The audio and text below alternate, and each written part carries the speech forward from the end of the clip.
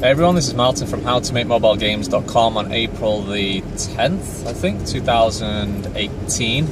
Here in Manchester, England again on a bit of a gloomy day and driving to work. This video is just a general update, kind of developer update of what's been happening this past couple of weeks. And just talking about development and obviously some business side of the business as well. So first up, some good news. Chartboost reinstated our account, which is awesome. That was our PandaTap Games account, which was great. I was in contact with them. I've been talking with them for like 3 weeks, and the support team there, and just explaining that, you know, we've not done anything wrong, and could you take a look at our account? And they were talking with their technical team, and you know, long story short, basically they said, okay, it's all good. You're allowed, you know, your account's been reinstated, so that's great news. That's really great news.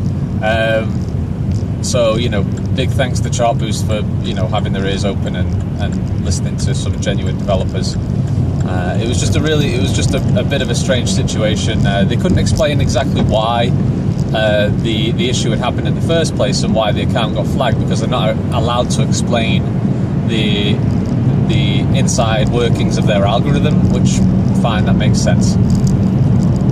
But hopefully that'll continue to just trickle some revenue through for us as well. But what we're going to continue to do is, at least for part of our games, we're going to keep moving that on, updating those to AppLovin, because obviously that just spreads the risk. The good thing is that AppLovin still uses PayPal as well, which is very, very useful for us, because we pay our developer with PayPal, through PayPal. It's also a lot easier because we can see exactly the dollar amounts coming in. So, for example, let's say in AppLovin, it reports in dollars on the front page. We can see, okay, exactly how much we received in dollars in our PayPal account. Whereas if it gets sent to a bank, in our case, it gets converted to pounds, GBP.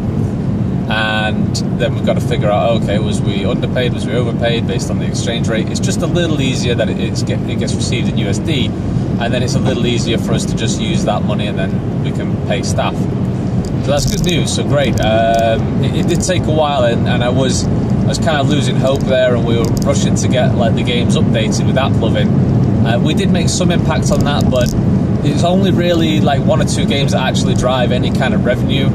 The rest of them, I mean, on average, still extremely low downloads. On iOS, for example, we're talking like 50 downloads a month of most of them, maybe less, some of them. There's only a couple of games now that actually do some okay revenue, okay downloads. So I think the highest downloaded one on the PandaTap Games account was like 400 to 500, and that's roughly around the same on the Cobble Play business as well. So yeah, on the